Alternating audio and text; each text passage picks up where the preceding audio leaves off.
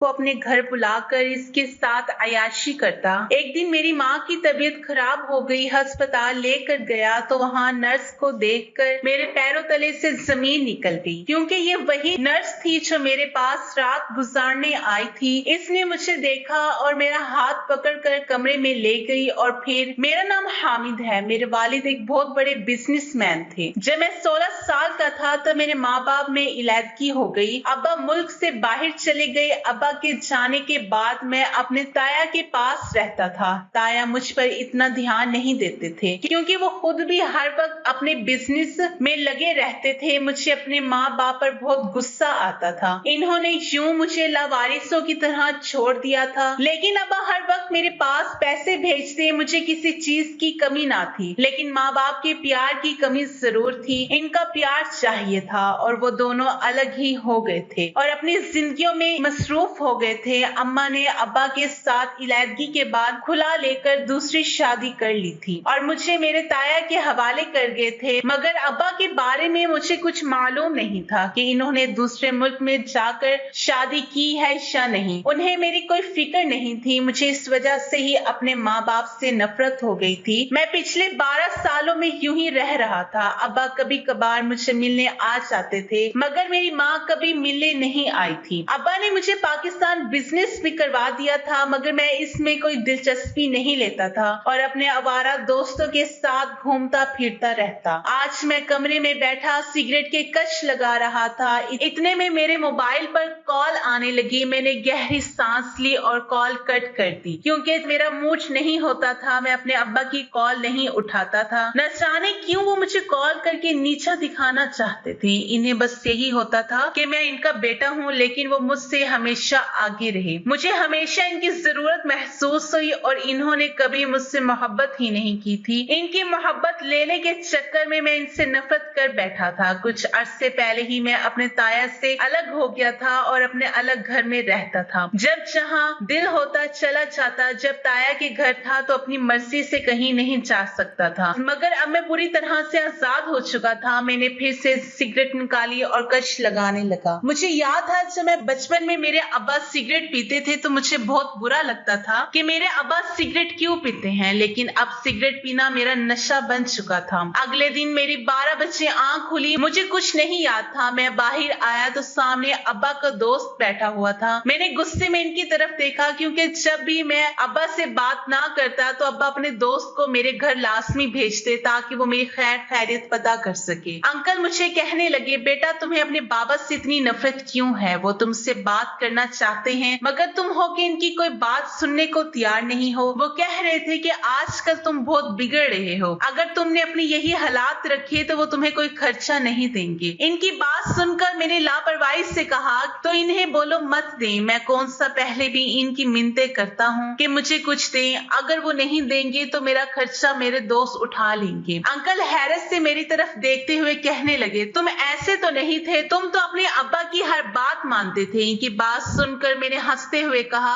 अब्बा भी तो पहले वाले नहीं रहे। जो मैं बदल गया हूँ वो भी तो बदल गए हैं। जो कुछ मैं करता हूँ अपनी मर्जी से करता हूँ। मैं भी अपनी हरकतों से बाज नहीं आऊंगा। अब आप जा सकते हैं और अब्बा को कह देना इनका बेटा इनके लिए मर गया है। अंकल मुझे देखकर गुस्से में कहने लगे, अपने अब्बा का मुकाबला करोगी? मैंने कहा, हाँ मैं किसी का भी मुकाबला कर सकता हूँ, मुझे कोई रोक कर दिखाए। वो कहने लगा, अपने बाप के टुकड़ों पर पलकर तुम अपने बाप का मुकाबला करोगे? ये बात याद रखना कि तुम अपने बाप के बिना कुछ भी नहीं हो। मैंने गुस्से में कहा, हर बेटा ही अपने बाप के टुकड़ों पर पलता है। मैं कोई अनोखा नहीं हूँ, मुझे पालना इनका हक है। वो बोले, तुम नाफरमान औलाद हो। वो ये कहकर चले गए, मगर मुझ पर इनकी किसी बात का असर ना हुआ था। थोड़ी देर बाद ही मेरा दोस्त आ गया और कहने लगा, वो आज रात मेरे घर आएगा। मैं जानता था वो मेरे घर क्यों आना चाहता है। मैंने इसकी बात सुनकर इस बात में सर हिला दिया क्योंकि मेरे दोस्त अक्सर मेरे घर में ही मौज मस्ती किया करते थे और इसी वजह से मैं भी बिगड़ गया था क्योंकि यहाँ पर कोई भी नहीं होता था। पहले मैं इन्हें इग्नोर कर देता था, फिर आहिस्ता आहिस्ता मुझे मजीद इन्होंने बिगाड़ दिया और अपने साथ हर बुरे काम पर मुझे भी लगा दिया। मैं इनके साथ रह रहकर बहुत खराब हो गया था, मगर मैं कोई भी बिजनेस करने का सोच रहा था। यही सोचकर मैं ऑफिस चला गया। आज मैं पहली बार ऑफिस आया था। सारे मुझे हैरानगी से देख रहे थे। पहले एक एक बार मैं अब्बा के दोस्त की जिद की वजह से वहां गया था। मैंने गुस्से में जाकर सबको पहले दिन ही बता दिया कि मैं इनका नया बॉस हूँ। रात के वक्त मेरे घर में पार्टी थी, इसलिए मैं जल्दी से घर आ गया। मेरे सब दोस्त आ चुके थे। ड्राइंग रूम में एक लड़की भी बैठी थी जो मेरे दोस्त लेकर आए थे। वो लड़की मुझे मुंह बना बना कर दिखा रही थी। मैंने गुस्से में कहा, मुझे ऐसे क्यों देख रही हो? मेरा दोस्त मुझे कहने लगा, क्या हो गया है, ऐसे बात क्यों कर रहे हो? वो वापस चली जाएगी। मैंने गुस्से में कहा, जाती है तो जाती रहे, मुझे इसका क्या करना है? मेरा दोस्त मुझे गुस्से में घूरने लगा, जैसे मुझे नखरे से देख रही थी। मुझे एक आंख नहीं भा रही थी। मुझे तो इस पर गुस्सा ही आ रहा था। मैं अपने कमरे की तरफ जाने लगा। मेरे दोस्त ने रोक लिया और कहने लगा, पागल हो, ये सब कुछ छोड़कर कहाँ जा रहे हो? मैंने कहा कि मैं इतना नेक भी नहीं हूँ कि ये सब कुछ छोड़कर चला जाऊं। बस मेरे आने का इंतजार करो। मैं ये कहकर अपने कमरे की तरफ चला गया। थोड़ी देर बाद मैं कमरे से बाहर आया और वहां पर इनके साथ ही बैठ गया।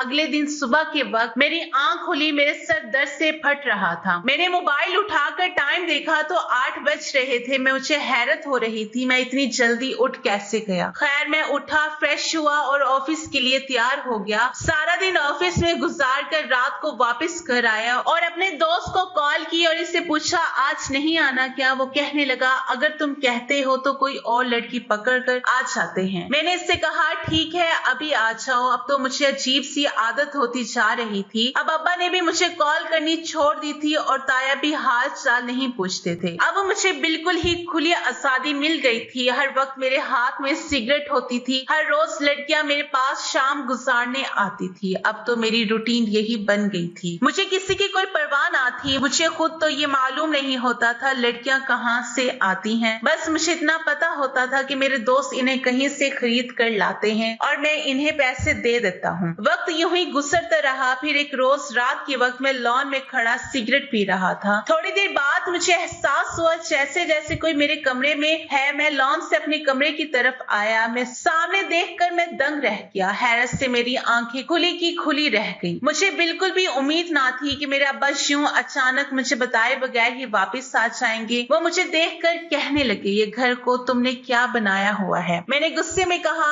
आपको नजर नहीं आ रहा? घर को घर ही बनाया हुआ है। अब्बा कहने लगे, ये मुझे तो कहीं से घर नहीं लग रहा। मैंने बात बदलते हुए कहा, मुझे अपने आने का भी नहीं बताया। इन्होंने मेरी बात काट कर कहा, तुमने अपनी हालत देखी है? मैंने कहा, मेरी हालत को क्या हुआ है, बुरी है क्या? तो वो गुस्से में कहने लगे, बुरी नहीं, बहुत बुरी है। ये तुम किन चक्रों में पड़े हुए हो? अब अब्बा की बात सुनकर मैंने कहा कि इससे आपको क्या मतलब? आपकी मेहरबानी होगी, यहाँ से चले जाएं। मुझे आपसे कोई बात नहीं करनी। मैंने गुस्से से कहा तो वो कहने लगे, ठीक है, फिर ये समझो कि तुम्हारा बाप भी हमेशा के लिए मर गया है। फिर कभी मेरे पास मत आना। वो ये कहकर वापस चले गए। मैंने भी इन्हें नहीं रोका, क्योंकि जब भी वो मुझसे मिलने आते तो यही जुमला कहकर वापस चले जाते। कभी इन्होंने मुझे अपने सीने से नहीं लगाया था। इनके पास तो मेरे लिए वक्त ही कहाँ था। वो सिर्फ 1 या 2 घंटे के लिए मेरे पास आते थे। इनके जाने के बाद मैंने एक लंबा सिगरेट का कश लगाया और मैं फिर से लॉन में आ गया। ठंडी हवा चल रही थी। मैंने गहरी सांस ली। इतने में मेरे मोबाइल पर कॉल आने लगी। मैंने मोबाइल की तरफ देखा। मेरे दोस्त का नंबर जगमगा रहा था। मेरे लब्बों पर मुस्कुराहट बिखर गई। मैं नहीं जानता था मैं इतना खुश क्यों हो रहा हूँ। मैंने जल्दी से कॉल उठाई। दूसरी तरफ मेरे दोस्त की जगह पर कोई लड़की बात कर रही थी। मैंने हैरानगी से पूछा, कौन बात कर रही हैं आप? वो कहने लगी, आपके दोस्त की दोस्त बात कर रही हूँ। इसकी बात सुनकर मुझे गुस्सा आया। मैंने गुस्से में कहा कि फिर मुझे क्यों कॉल की है? कहने लगी कि आपने मेरे दोस्त को क्यों बुरे कामों पर लगा रखा है? खुद एक बिगड़े हुए इंसान हो, अगर जरा बराबर भी आप में शर्म होगी ना तो फिर मेरे दोस्त को इन कामों से दूर ही रखना। आपकी वजह से मेरे दोस्त मुझसे दूर होता जा रहा है। इसकी बात सुनकर मुझे गुस्सा आ गया और इस कदर गुस्सा आया कि मैंने अपनी मुट्ठियां बीच कर काट दी। अगर वो कुछ और मुझे कह देती तो मेरी बर्दाश्त से बाहर हो जाता। मुझे तो बस तजस्सुस हो रहा था, ये लड़की कौन थी? मैं बस एक बार इस लड़की को देखना चाहता था। बदला लेना तो बात की बात थी। मैंने थोड़ी ही देर बाद इसी नंबर पर कॉल की। अब मोबाइल मेरे दोस्त के पास ही था। मैंने कहा कि एक लड़की ने इसी नंबर से मुझे फोन करके मेरी बेइज्जती की है। अगर तुम मुझसे दोस्ती रखना चाहते हो तो तुम्हें मेरा एक काम करना होगा। वो कहने लगा, भाई तुम्हारे लिए जान भी हाजिर है, बोलो क्या करना है? मैंने कहा कि जो तुम्हारे पास थोड़ी देर पहले लड़की थी वो कौन थी? मेरी बात सुनकर वो हंसते हुए कहने लगा कि वो मेरी एक बहुत पुरानी दोस्त थी, वो ऐसे ही जरा दिमाग फेरी लड़की है, तुम इसकी बातें दिल पर मत लो। मैंने गुस्से में कहा कि मुझे वो लड़की चाहिए। वो कहने लगा, भाई पागल हो गए हो क्या? बोल रहा हूँ। इसकी बात सुनकर मैंने कहा कि पागल नहीं हुआ, मुझे बस वही लड़की चाहिए। अगर दे सकते हो तो ठीक, वरना कभी मुझे कॉल मत करना। मैंने ये कहकर कॉल काट दी। मैंने इसे बेबस कर दिया था। मैं जानता था कि वो मेरे लिए कुछ भी कर सकता है। मैं अब इसकी कॉल का इंतजार करने लग गया। वो बातों से ही मुझे ऐसी वैसी लड़की बिल्कुल भी नहीं लगी थी और मैं जानता था कि वो मेरे पास आने के लिए कभी नहीं मानेगी, लेकिन मैं भी देखना चाहता था कि मेरा दोस्त मेरे साथ क्या करेगा। अगले दिन मैं ऑफिस से वापस आया, सामने मेरा दोस्त आया हुआ था। मैंने संजीदगी से इसकी तरफ देखा, फिर सोफे पर जहाँ एक डरी हुई लड़की बैठी हुई थी, मेरा दोस्त मेरा बाजू पकड़कर मुझे साइड पर ले गया और कल वाली बात पर हाथ जोड़कर माफी मांगने लगा और कहने लगा, मेरी खातिर इस लड़की को भुला दो, वो नहीं आ सकती। हाँ, मगर मैं ये लड़की लाया हूँ। मैंने अपनी दोस्ती खातिर कल वाली लड़की भुला दी और मैं इसी नई लड़की को देखने लगा। वो मुझे बहुत अजीब सी लग रही थी, चेहरे पर मासूमियत छाई हुई थी। डर की वजह से इसके हाथ कांप रहे थे जिन्हें वो छुपा रही थी। मेरा दोस्त कहने लगा कि कल सुबह मैं इसे आकर ले जाऊंगा। वो ये कहकर वहां से चला गया। मैं इस लड़की की तरफ गया तो वो रोती हुई मेरे आगे हाथ जोड़ने लगी। मैंने गुस्से में कहा, ये ड्रामा मुझे मत दिखाना। वो रोती हुई कहने लगी, मैं ऐसी वैसी लड़की नहीं हूँ। मैंने हैरत से इसकी तरफ देखा, इसकी आंखों से मोटे मोटे आंसू निकल रहे थे। वो कह रही थी, प्लीज मेरे पास मत आए। मैंने इसकी तरफ कदम बढ़ाए मगर वो पीछे होती हुई सोफे पर गिरी। मैंने गुस्से में कहा,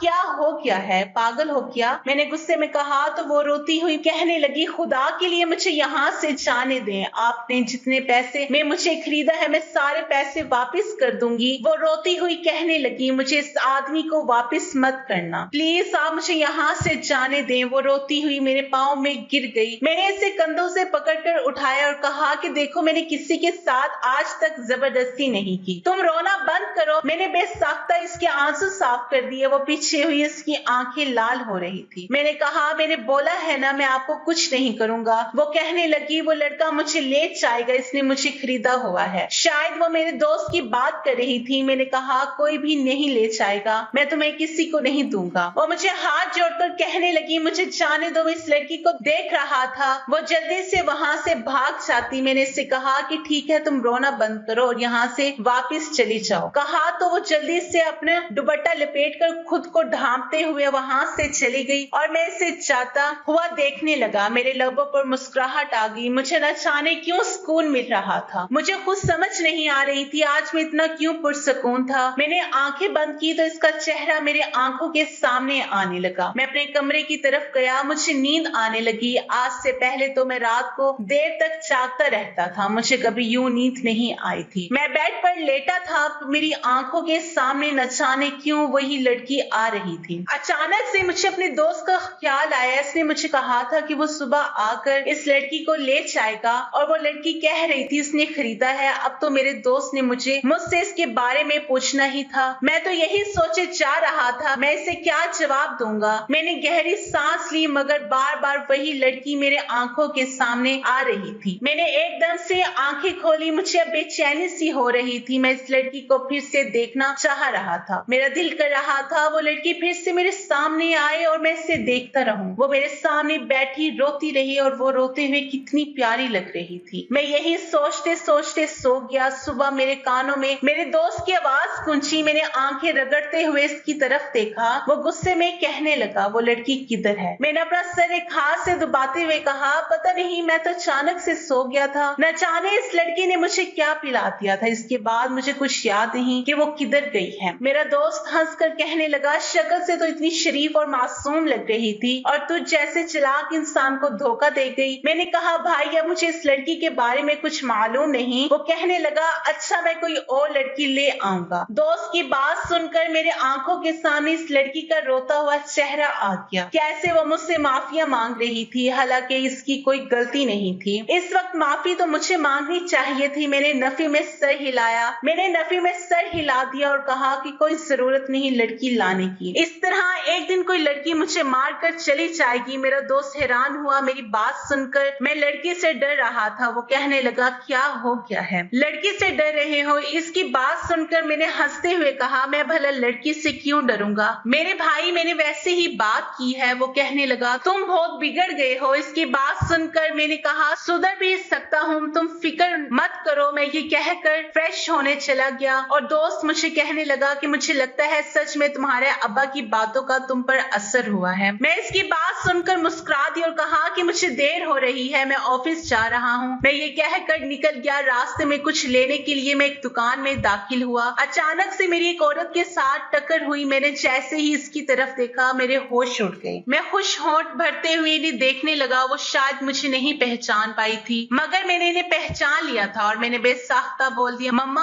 आप। जब उन्हें मम्मा कहा तो वो हैरानगी से मेरे मुंह की तरफ देखने लगी। मैं इनके सीने से लग गया। मैंने हमेशा से सोचा था कभी अपनी माँ से बात नहीं करूंगा, मगर इन्हें सामने देखकर न जाने मुझे क्या हो गया था। मैं दुकान पर ही माँ के सीने से लगकर रोने लग गया। कितने अरसे की उदासी मेरे अंदर भरी हुई थी। मुझे सुकून मिलने लगा। थोड़ी देर बाद मैं इन्हें घर ले आया। वो बिल्कुल खामोश थी। मैंने इनकी तरफ देखते हुए कहा क्यों मुझे छोड़कर गई थी। वो कहने लगी मुझे माफ कर दो बेटा, छोड़ने के बाद मैं भी सुकून की जिंदगी नहीं गुजार सकी। मैं बहुत शर्मिंदा हूँ, न जाने मुझे क्या हो गया था। मैंने तुम्हारे अब्बा के साथ जिद लगा ली थी कि मैं इनके बिना रह सकती हूँ। मुझे इनके साथ नहीं रहना, इस वजह से ये सब कुछ हुआ था। बेटा मुझ में हिम्मत नहीं हुई थी कि कभी मैं तुम्हारा सामना कर सकूं। मैंने गुस्से में कहा तो फिर छोड़कर क्यों गई थी। तो वो कहने लगी बेटा मुझे अभी जाना है, मैं वादा करती हूँ कुछ दिनों बाद मैं हमेशा के लिए तुम्हारे पास आ जाऊंगी। वो ये कहकर जाने लगी। मैंने नफी में सर हिलाया और कहा मत जाए मुझे छोड़कर, मैं आपके बाद दोबारा जीना छोड़ दूंगा। आपकी वजह से मैं ऐसा हुआ हूँ। मेरा दिल बहुत घबरा रहा था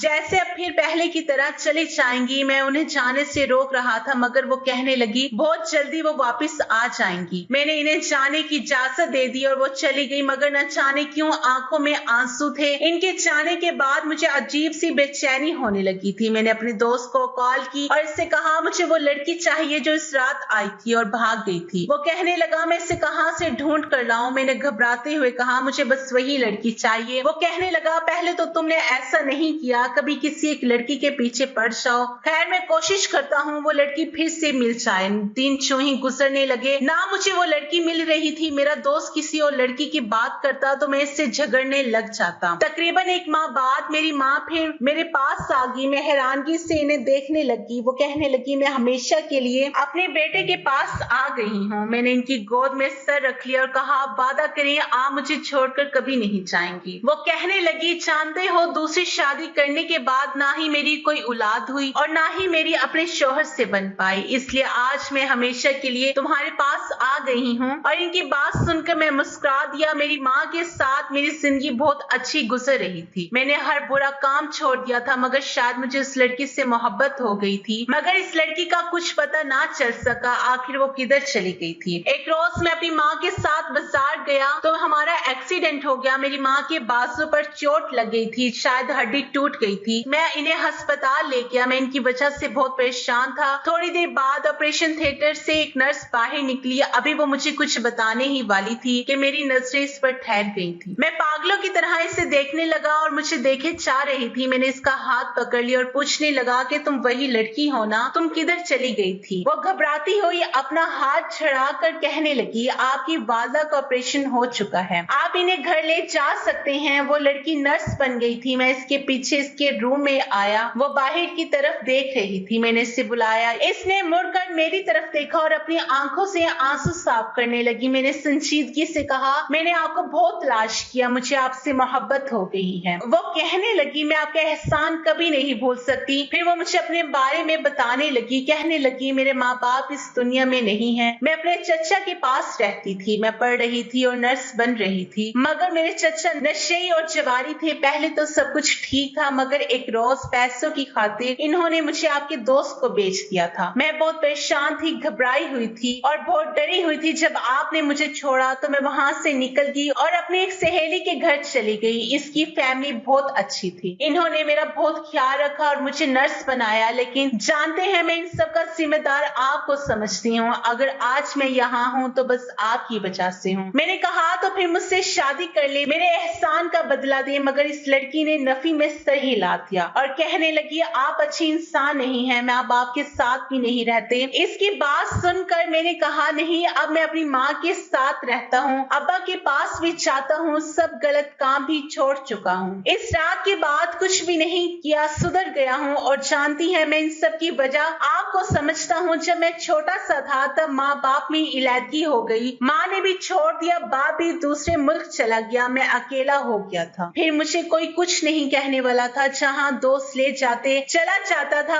अब्बा पैसे भेज देते थे, मैं खुद भी अय्याशी करता और अपने दोस्तों को भी करवाता था। वो खुद बिगड़ा हुआ था, मगर जिस रात आप आई थी मेरे पास, उस रात मुझे बहुत अजीब लगा। आपके आंसू देखकर, आपको रोता हुआ देखकर मुझे कुछ हुआ था। मैं इतना रहम दिल नहीं था जो आपको छोड़ देता, मगर आपके आंसू ने मुझे मजबूर कर दिया। वो मेरी तरफ देखी जा रही थी, शायद इसे बिल्कुल भी यकीन नहीं आ रहा था कि मैं सच में ऐसा हो गया हूँ। मैंने गहरी सांस लेकर इसकी तरफ देखा और इसके कदमों में बैठ गया। इसे यकीन दिलाया कि मैं अब एक अच्छा इंसान बनकर इसके साथ अपनी जिंदगी गुजारना चाहता हूँ। यूं मेरी मिन्नतें करने के बाद वो मेरे साथ शादी करने के लिए मान गई। मैं जब माँ को घर लेकर आया तो इन्हें इस लड़की के बारे में बताया, वो भी शादी के लिए मान गई। मैं बहुत खुश हुआ और जल्दी मेरी इस लड़की के साथ शादी हो गई। मैं अक्सर इसका शुक्रिया अदा करता हूँ, अगर वो ना होती तो आज न जाने में कहाँ होता। मुझे बहुत अच्छा लगता है, मुझे पता चल गया था कि एक अच्छा इंसान बहुत से लोगों को अच्छा बना देता है और इस लड़की की एक मुलाकात ने एक बिगड़े हुए लड़के को सुधार दिया था और आज मेरी वजह से मेरे सारे दोस्त भी सुधर गए थे। आज मैं अपनी बीवी रमशा और अपनी माँ के साथ हंसी खुशी जिंदगी जी रहा हूँ। तो ये थी आज की हमारी कहानी। वीडियो अगर पसंद आए तो लाइक और शेयर जरूर कीजिएगा और हमारे चैनल को जरूर सब्सक्राइब कीजिएगा ताकि हर आने वाली वीडियो को नोटिफिकेशन बर वक्त आपको मिल सके। शुक्रिया।